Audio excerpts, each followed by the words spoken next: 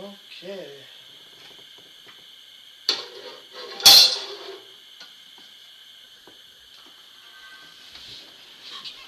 Okay. Today I'm doing the world's famous SmackDown reports. So Michael Cole and Cody Graves were on commentating last night for SmackDown, and Cody Rhodes opened up the show for SmackDown because, well, that's what Cody Rhodes does now. When Cody Rhodes was on Raw last year, he opened up every Raw. Um, and yeah, he got a big pop as usual, and the fans started singing along to Temple or the Kingdom, his theme song. And then he asked Tempe, Arizona, what do you want to talk about? When Cody mentioned Drew McIntyre, the fans booed. Cody said that he took the title and he smacked it across Drew's head last week. Cody wondered if he should apologize, so the fans chanted no for that. Drew McIntyre interrupted the promo with his music playing. Drew was in the crowd, and he walked down towards the ring. Drew trashed the fans for cheering Cody and booing Drew, who stood on the commentary table. Drew said that the fans are complacent in Cody's crimes. Drew thinks the fans are brainwashed by corporate Cody's propaganda.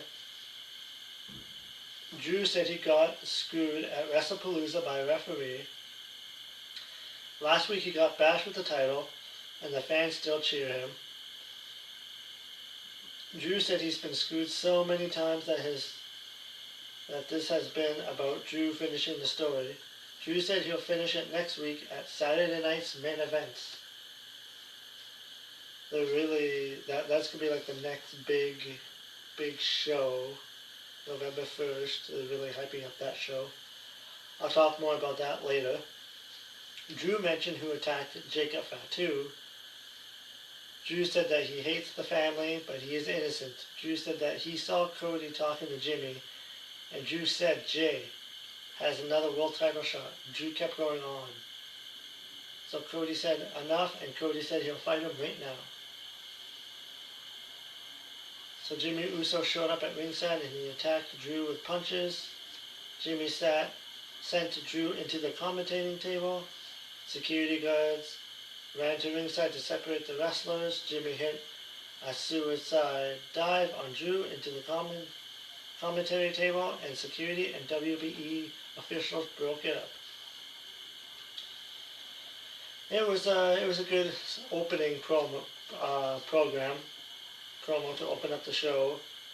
It's hyping up the title match. It's going to be Drew McIntyre and Cody Rhodes for the WWE title again. They just did that at the last pay-per-view. So I guess they don't really have any other contenders on SmackDown, I guess. So they stick with Drew McIntyre. And then Solo Sikoa and MFTs enter on tag team. MFTs have their face paint on, white and black.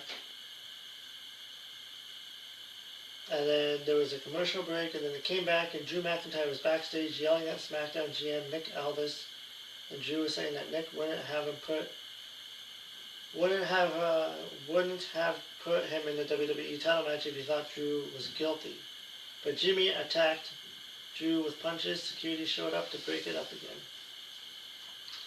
So now it was the My Family Tree, JC Mateo and Tama Tonga with Solo Sikoa, Tala Tonga and Tala Lowen versus Rey Fenix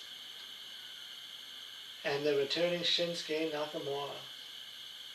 Shinsuke Nakamura returned to SmackDown 2 weeks ago to get beat down, and I guess I don't know why, and then I guess Rey Fenix needed a partner, so they brought back Shinsuke Nakamura. He's probably not going to do much, but they brought him back. This was a good match. It went 12 minutes. JC Mateo and Tama Tonga got the win after yeah. After Solo interfered in the interfered in the match, Solo went on the apron, so Tara grabbed Phoenix, and Tara gave Phoenix a chokeslam on the apron. The referee didn't see it. Tama hit a running elbow smash called the cutthroat for the pin for the pinfall 12 minutes.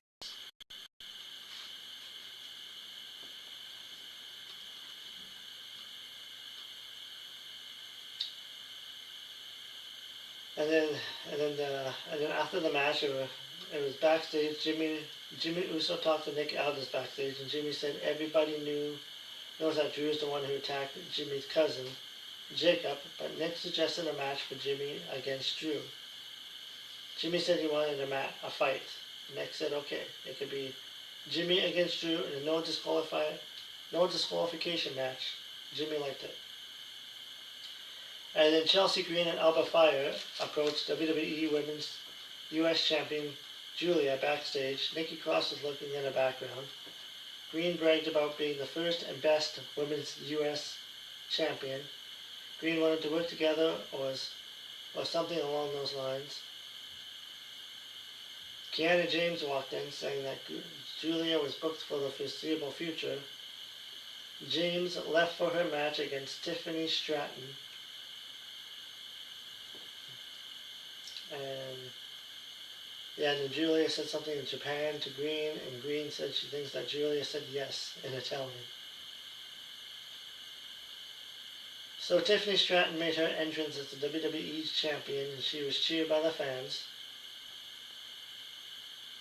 So Tiffany Stratton versus Kiana James.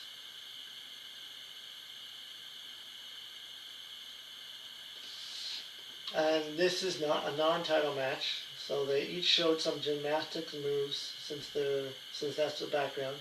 Stratton grabbed an armbar. James sent Stratton into the turnbuckle. Stratton got a roll up for two. James went in for a leaping move, but Stratton hit a dropkick along with a running splash on James' back against the rope. James went for a moonsault on the floor, but Stratton avoided it, and James bumped to the floor. Julia distracted Stratton, so James sent Stratton into the barricade, and they went for a break as James took control.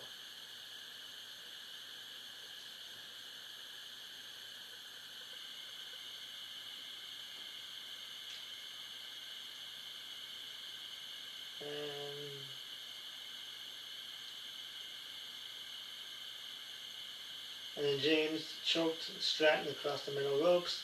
James sent Stratton out of the ring so that Julia could stomp on Stratton on the floor. James sent Stratton back into the ring for a 2 count. James hit a shoulder tackle along with some punches. James grabbed the chin lock. And then the match continued with James working over Stratton with kicks. There was a lot of offense from James in this match.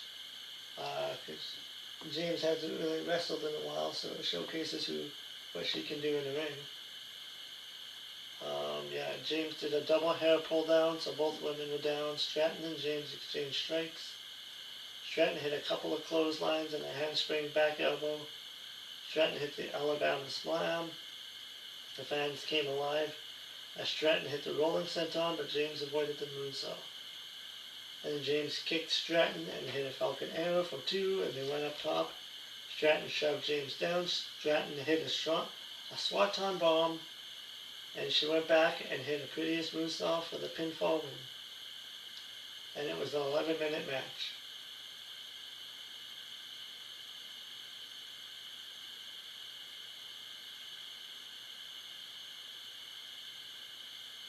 But Stratton is really,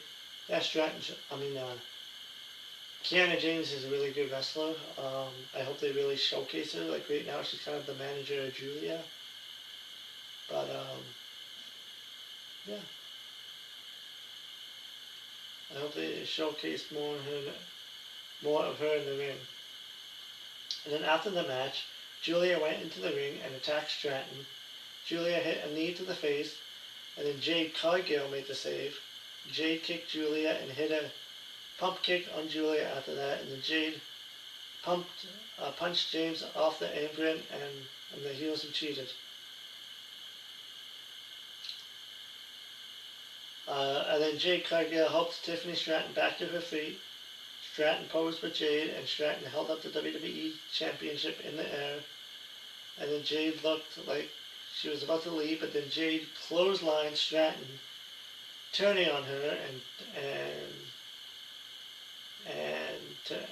Jade Cargill turned heel last night. She turned on Tiffany Stratton, which, I mean, I thought Jade was already a heel, but I guess not. I guess she was more like a face, because she was teaming with Nia Jax, and their rivalry was Tiffany Stratton, and Tiffany Stratton's a babyface, so I thought Jade Cargill was already heel, but I guess now she's an official heel.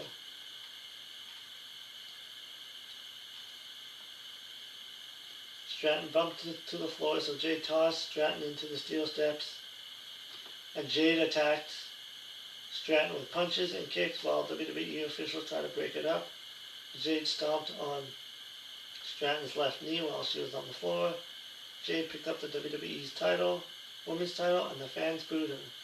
Jade tossed the title down. So it looks like this is going to be setting up a Tiffany Stratton and Jade Cargill feud. And I think this is the first night with Jade Cargill. Didn't botch in anything, so we'll see where this goes. I mean, I guess I don't think they ever fought one-on-one, but Nia Jax is mostly in the mix with those two.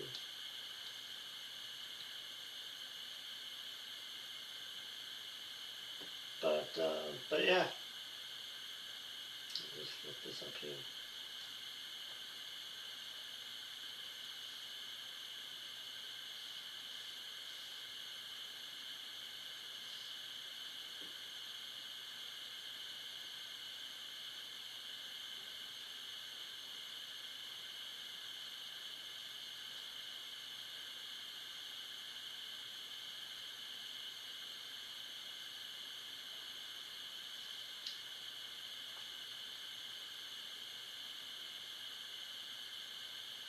Oh yeah,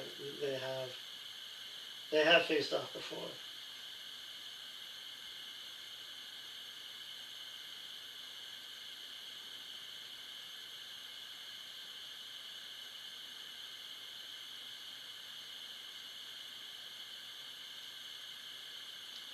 They faced off at SummerSlam, and then they faced off on an episode of SmackDown.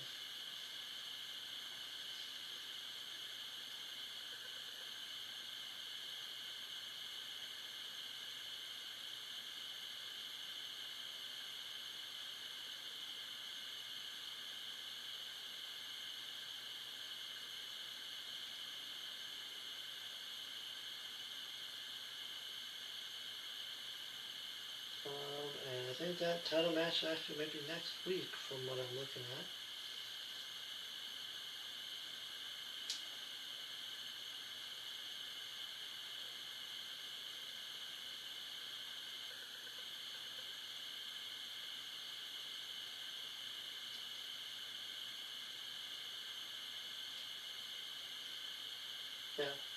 Yeah, Tiffany Stratton and Jade Cargill teamed up at SummerSlam. And if Jade Cargill was technically a face, then it was face versus face.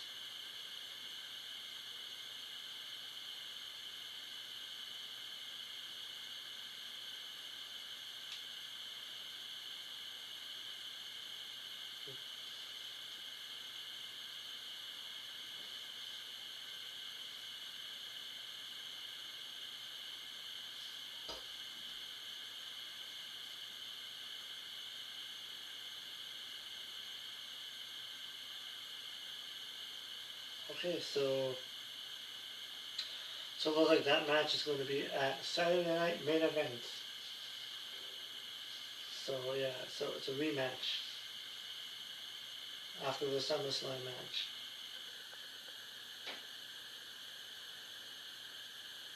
Which, I mean, I assume Jade Cargill was already heel, but I guess now she's an official heel.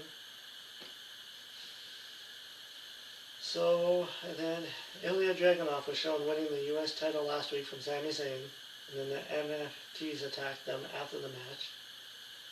Sami was backstage. He congratulated Ilya Dragunov.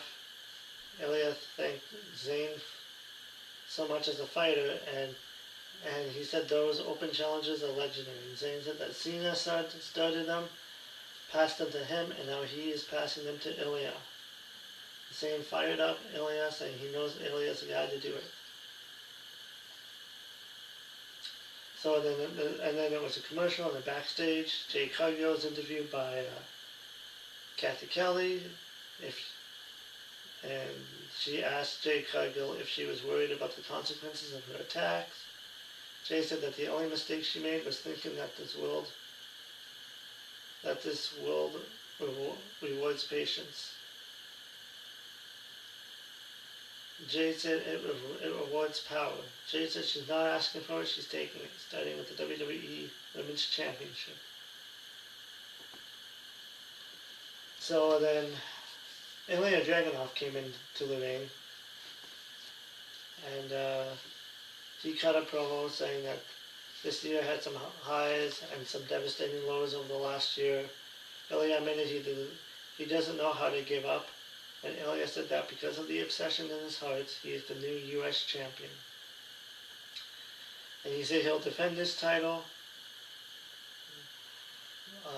He'll defend this title for the great man Sami Zayn, and he'll continue the legacy of the Open Challenge.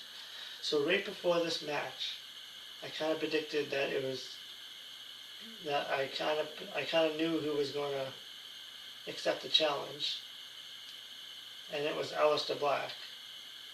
So I was like, oh, I bet you Aleister Black's going to come in, and sure enough, he came in with Zelina Vega. I gotta say, I like Zelina Vega's current role with Aleister Black. Like, Zelina Vega has always been a better manager. Has always been a good manager. Like, she was good when she was managing Andrade, and now she's like kind of like this dark character with Aleister Black, and it kind of suits her. Like, it suits her. Yeah, it suits her character more. Like, she's yeah, I really like where Zelina's at. But right now so she was joined by Zelina, and yeah, she's like a manager to Aleister Black, which is a real life couple. So this match went 16 minutes. It was a very good match. It wasn't as good as the Ilya and Zayn match, but it was still good. Black got lots of offense and nearly won the match. And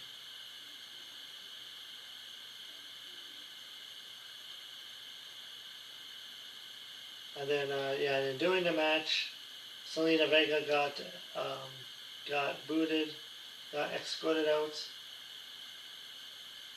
So some of the highlights in the match was Ilya kicked Black down from the turnbuckle. Ilya hit a drop kick off the top when Black near the ropes. Ilya went up top and hit a senton bomb for 2. Ilya charged, but Black hit a jumping knee. Black hit a brainbuster. Black went for a kick. Ilya avoided it, and Ilya hit a torpedo Moscow headbutt. Ilya tried to move, but Vega tripped him up. The referee saw it, so he ejected her from ringside. I cannot talk today. The fans popped for that, and then Damien Priest's music played, and he made his entrance wearing sunglasses.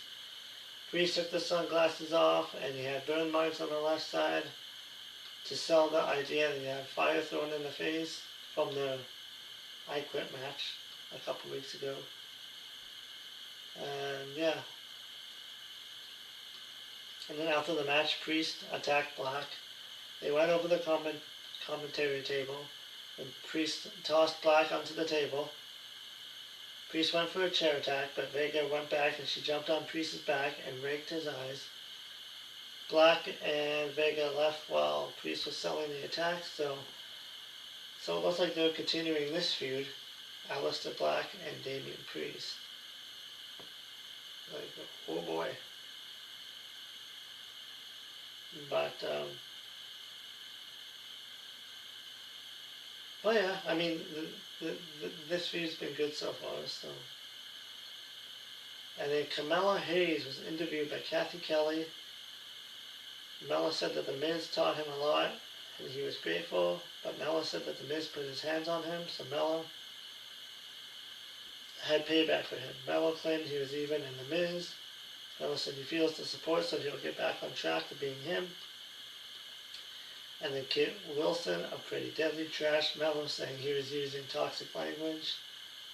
Mella challenged Wilson to a match for next week, and Wilson said he'll expose him. And I'm sure that match is probably going to get interfered by The Miz. And then there was a commercial, and then Ilya Dragunov was backstage with the U.S. title. Nathan Frazier and Axiom wanted to challenge him for the U.S. title. Ilya said that the open challenge is for anyone. Ilya left and said he's seen them around. DIY's Tommaso Ciampa, Johnny Gargano were interrupted by Candice LeRae. They mocked Axiom for his stupid mask. Axiom said he thought Gargano wanted to wrestle him. So Axiom thinks that Gargano doesn't want to wrestle him. Gargano mentioned there are no ear holes on his mask, so he probably can't hear. And Tonga approached Axiom and did his yeah bit with them.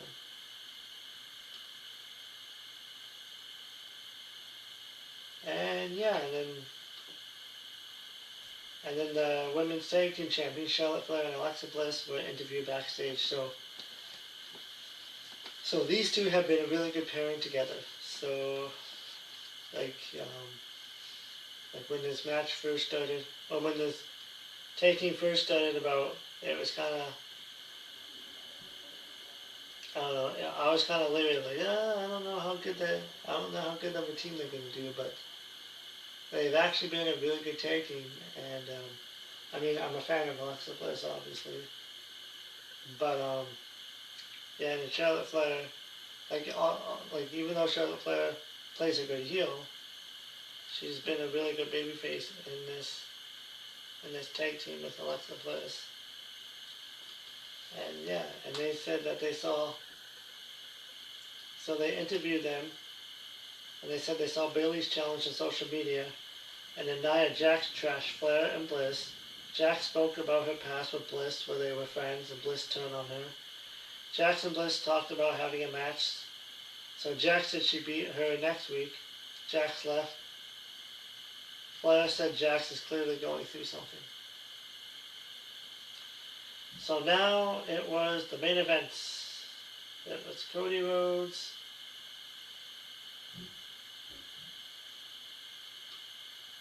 and it was Drew McIntyre versus Jimmy Uso. And right before that entrance, it was announced that Tiffany Stratton will defend the championship on Saturday against Jade Cargill. And yeah, we'll see. We'll see if they put the belt on Jade Cargill. I mean, let's see if she'll be ready for it. If they do go that route.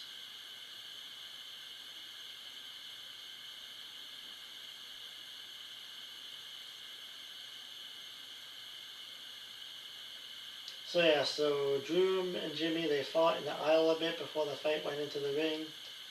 Drew kicked Jimmy in the ribs to take control. Jimmy clotheslined out of the ring. Jimmy tried to dive, but Drew punched him in the face. Jimmy sent Drew into the steel steps. Drew had his hands there to make the noise when he went near the steps. And yeah, and they continued going back and forth for 12 minutes.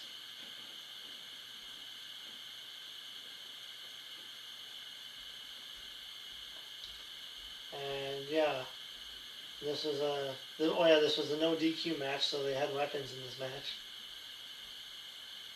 Drew put Jimmy into the ring and stomped his head up while on top of the table. Drew punched Jimmy a few times. Jimmy came back with chops, but Drew hit an elbow smash for a 2 count. The match continued with Jimmy hitting a spin kick to knock Drew out of the ring. Jimmy ran the barricade and tried to jump on Drew, but Drew caught him and hit a belly-to-belly suplex. Drew sent Jimmy into the ring for a 2 count. Drew grabbed the steel chair from ringside. Drew jabbed Jimmy in the ribs with a chair and then another chair shot. Back, Drew charged to Jimmy, who was on the chair, but Jimmy did a drop toe hold to send Drew into the chair. Jimmy kicked Drew in the ribs, followed by a punch, and then Jimmy hit Drew in the back with the steel chair, hit Drew a few more times in the body with the chair. Jimmy set up the Slim Jim table in the ring. Drew kicked Jimmy and hit him with a future shock DDT for 2. And yeah, and then eventually Jimmy went up top, jumped off, and Drew threw the chair at Jimmy's face. Drew hit a Claymore for the pinfall win after about 12 minutes. I mean, this match was kind of predictable. Like, I don't think anybody saw Jimmy Uso winning the match. Like, it was obviously going to be Drew McIntyre. Because then he can gain momentum. He can gain a momentum for his match against Cody Rhodes at Saturday Night Main Event. So Cody Rhodes ran into the ring wearing his tracksuit. After the match, Drew put a chair around Jimmy's throat and trash talked him. And then Cody Rhodes ran into the ring. Cody punched Drew a bunch of times and tossed him over the barricade at ringside. Cody checked on Jimmy in the ring. Drew rolled back into the ring. Cody turned around and Drew hit a Claymore kick to put Cody Rhodes down. Drew trashed Cody a bit, and that was the end of the show.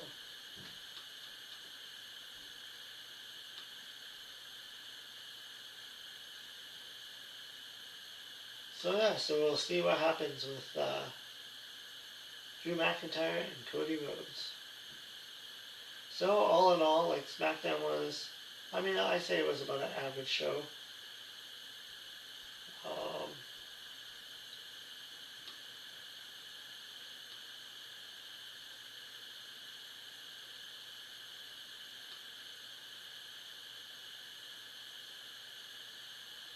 Yeah, it was about an average show. They were hyping up Saturday Night Main Event, getting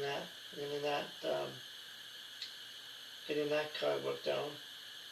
And so yeah, so that was WWE SmackDown for October 24th, 2025. And yeah, and I'll see you in the next video.